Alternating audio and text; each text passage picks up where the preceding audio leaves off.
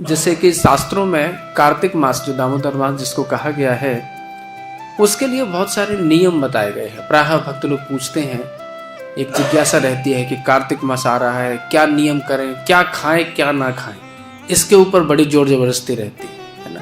कई बार पूछते हैं क्या नियम करने चाहिए। तो जो अच्छे साधक हैं उनका ये कहना है कि विशेष रूप से जो धाम में रह रहे हैं, जो नित्य धामवासी जैसे हैं, हमेशा धाम में ही अधिकांश समय बिताते हैं, तो वो लोग तो क्या है, अधिकांश भजन करते ही रहते हैं। जैसे माला है, अधिक से अधिक संख्या में करते हैं, या फिर ठाकुर जी की सेवा है, या परिक्रमा इत्यादि है, या जो भी उनकी जो सेवा है श्रीमद् भागवतम का पठन पाठन, तो वो करते ही रहते हैं। लेकिन जो अन्य साधक हैं, जो वृंदावन में नहीं है या अन्य स्थान पर हैं, और जो साधन भक्ति में बड़े कच्चे हैं या फिर साधन भक्ति को बड़े अच्छे से नहीं करते हैं, तो उनके लिए हरि भक्ति विलास में बड़े अच्छे से बताया गया है कि कैसे कार्तिक व्रत को करना चाहिए। तो ये जो ऐसे साधक हैं जो हमेशा साधन भक्ति में लगे रहते हैं, जैसे प्रभुपाद जी ने बताया है, उनके लिए नियम नहीं है कि उसमें लिखा है कि ये छोड़ देना और वो छोड़ देना, ये नहीं खाना वो नहीं खाना, ऐसा नहीं है।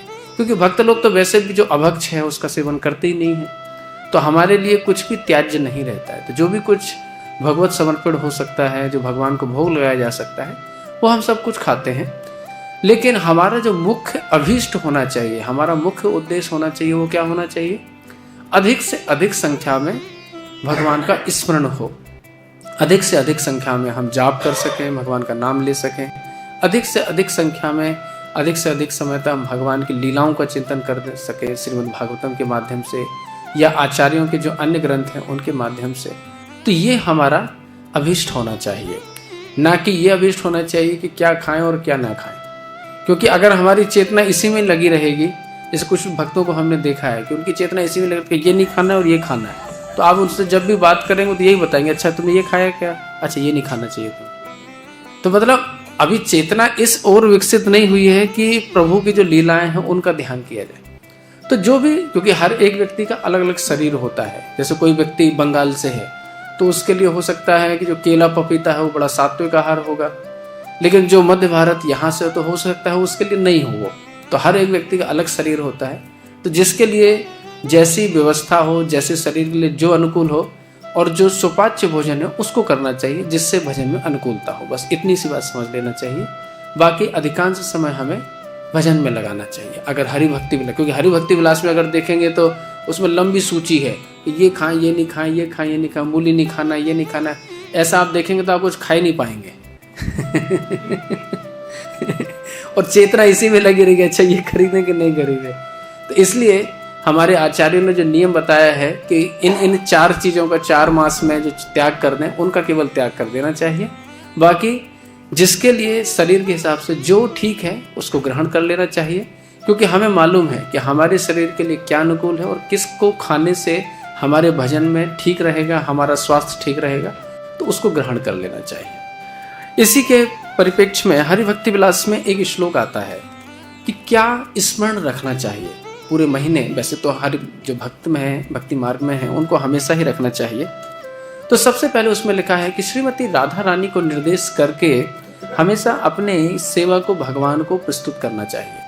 जैसे जो श्री विग्रह की सेवा करते हैं, या गौर निताय की करते हैं, या राधा कृष्ण की करते हैं, तो उनकी सेवा में यही अभिप्राय होता है, यही विधि होती है कि पहले गुरुदेव के हाथों श्री मंजरी जी इत्यादियों के माध्यम से राधा रानी, और राधा रानी के माध्यम से श्री कृष्ण चंद्र के चरण कमलों में हम वस्तुओं को समर्पित करते हैं।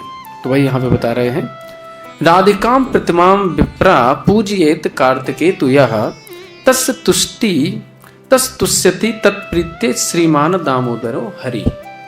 अगर हम श्रीमती राधा रानी की प्रतिमा को, अर्थात उनकी श्री विग्रह को पूजिए, तो उनकी विग्रह को पूजा करना चाहिए। कब? कार्तिकेतु। मतलब हम तो हमेशा यही करते हैं, लेकिन ये उनके लिए नियम बताया गया जो कभी कभी, जैसे कुछ लोग होते हैं, अभी दुर्गा पूजा चल रही है तो दुर्गा पूजा कर रहे हैं, इसके पहले कुछ और चल रहा होगा तो उसको कर रहे होंगे, पितरों की पूजा कर रहे होंगे, कुछ लोग होंगे उसके पहले फिर और अन्य देवी देवताओं की पूजा कर रहे होंगे। अभी कार्तिक आया तो उनको लगा ठीक है चलो नारायण की भी पूजा कर लेते हैं। तो ये उन लोगों के लिए ऐसा बताया गया।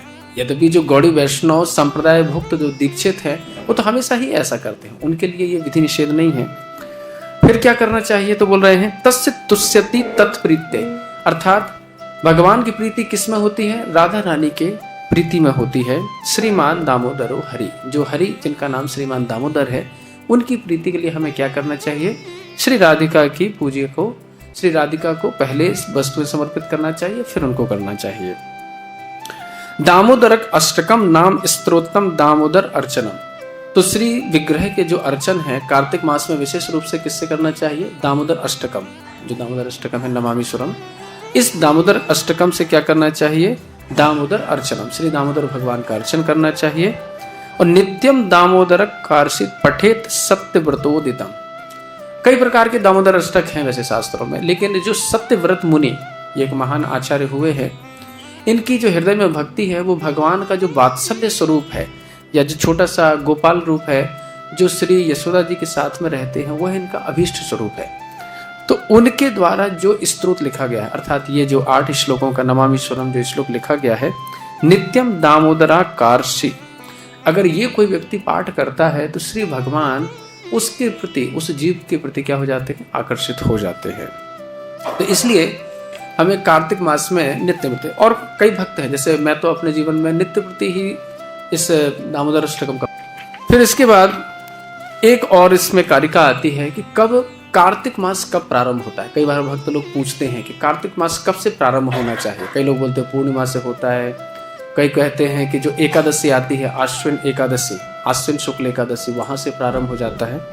तो हरि भक्ति विलास की कारिका है कि आश्विनस्य तु मासस्य या शुक्ला एकादशी भवेत, कि आश्विन मास की, आश्विन मास में 2 एकादशी होंगे, एक शुक्ल पक्ष की और कृष्ण पक्ष की।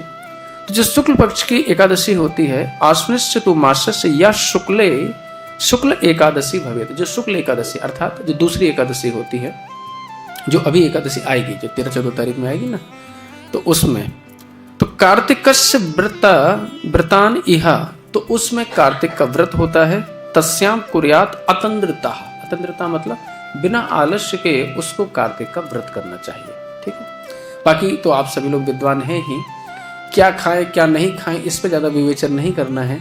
कितनी संख्या में अधिक हम भजन कर सकते हैं और भगवान का कितना अधिक से अधिक लीलाओं का चिंतन हो सकता है, ये हमें ध्यान रखना चाहिए। मुख्य रूप से आचार्य की जो वाणी है उसको बार बार पढ़ना, भगवान का श्री नाम जप करना, कीर्तन करना, श्री धाम की बड़े अच्छे से सेवा करना, परिक्रमा इत्यादि के द्वारा से श्री विग्रह की बड़े अच्छे से सेवा करना, इस पे अधिक ध्यान लगाना चाहिए। जैसे कोई साधक है रोज 64 माला जप करता है तो उसको ध्यान रखना चाहिए कि चलो कुछ संख्या और बढ़ा देते हैं, है ना। कोई व्यक्ति जैसे 2 घंटे 3 घंटे श्रीमद् भागवतम का नित्य स्वाध्याय करता है तो उसको बढ़ा देना चाहिए कि ठीक है हम 5 घंटे करेंगे। इस तरीके से नियम जो भी जितना करता है उसमें थोड़ी सी बढ़ोतरी कर देना चाहिए। और जो आहार निद्रा है, क्योंकि आहार को अगर हम थोड़ा सा संकुचित कर देंगे तो अपने आप ही हमें बहुत सारा समय मिल जाएगा। और जो प्रजल्प में हमारा समय जाता है, कई आजकल तो क्या है, सबसे ज़्यादा समय जो मोबाइल फ़ोन होता है उसको देखने में ही चला जाता है कि किसने क्या भेजा और किसको क्या उत्तर दें, इसी में ही समय जाता है। तो कम से कम 1 महीने के लिए ऐसा अभ्यास बनाना चाहिए कि जब हम साधन भजन में हैं, जब उसका प्रयोग बिल्कुल वर्जित कर दें कि हम भाई प्रयोग नहीं करेंगे। सुबह जैसे ब्रह्म मुहूर्त में उठ जाते हैं, उससे लेके कम से कम मध्याह्न तक यानी 12 बजे तक अपने जितने भी फ़ोन इत्यादि हैं उसको साइलेंट मोड पर रखिए, क्योंकि जो भी फ़ोन वगैरह बाद में किए जा सकते हैं, कोई दिक्कत नहीं है। तो ऐसा नियम कम से कम इतना तो लें। तो इससे आप देखेंगे धीरे धीरे भक्ति में, भजन में हमारी निष्ठा बढ़ेगी। और जब भक्ति में एक बार आनंद आने लगता है तो फिर उसी को साल भर कंटिन्यू करिए। ऐसा थोड़ी केवल कार्तिक में ही करना है। जो हमारे आचार्य हुए हैं उन्होंने जो भक्ति का भजन के परिप्रेक्ष्य बताए हैं या पर्याय बताए हैं वो केवल कार्तिक के लिए नहीं बताए, वो सदा सर्वदा करने हैं। लेकिन कुछ एक मास आता है उसमें हम कर लेते हैं तो फिर हमें क्या जाती है, एक ऊर्जा आ जाती है ना। जब ऊर्जा आ जाती है तो उसी को फिर आगे भी सतत उसको बनाए रखें, क्योंकि भक्ति में तो निरंतरता होनी चाहिए। भक्ति का एक नियम भी होता है प्रति क्षणम वर्धमानम, कि हर क्षण जो आनंद है, जो साधन है, उसमें वृद्धि होती रहती है। जैसे हम लोग जब दीक्षा होती है तो व्यक्ति साधक को बताया जाता है कम से कम 16 माला करें। जब वो बड़े अच्छे से नाम जप करता है तो उसको बड़ा अच्छा लगता है कि भाई ये तो बड़ा अच्छा मंत्र है, चलो और जप करते हैं। तो कुछ साधक होते हैं वो 32 करने लगते हैं, अपने आप को बोलता थोड़ी है उनको, कोई 64 करने लगता है। अब किसी साधक को जब भागवत पढ़ता है तो उसको लगता है कि वाह कितना दिव्य ग्रंथ है, इसको तो बहुत अधिक पढ़ना चाहिए। तो वो 2 घंटे 4 घंटे 6 घंटे दिन भर भी पढ़ते हैं। कुछ साधक ऐसे भी हैं। तो जिस भी साधन में आपको विशेष रुचि उत्पन्न हो जाए, चाहे श्री विग्रह की सेवा हो या श्रीमद् भागवतम हो या हरि नाम हो, और जिसमें हमारी रुचि उत्पन्न हो गई है जिस साधन में भी, उसको अधिक से अधिक करने का प्रयास करना चाहिए। ऐसा नहीं है कि केवल नाम जप ही करना है, नाम जप तो है ही, लेकिन उसके अलावा हर एक भक्त का एक अलग अलग पर्याय होता है। भजन में एक अलग अलग आवेग रहता है। जैसे किसी को वैष्णव सेवा बहुत अच्छी लगती है। मैंने देखा है कई लोग, भक्तों के जितने भी लोग आगंतुक रहते हैं, उनकी प्लेट को धोते हैं, लोगों को प्रसाद परिवेषण करते हैं, तो वो भी बड़ी अच्छी सेवा है। लेकिन हर एक चीज़ में भाव ये होना चाहिए कि हम भगवान की सेवा कर रहे हैं या भगवान के भक्तों की सेवा कर रहे हैं। अन्य जो छोटे मोटे जो प्रयोजन है वो भाव नहीं रहना चाहिए। गोकुल की लीला न्यारी रे,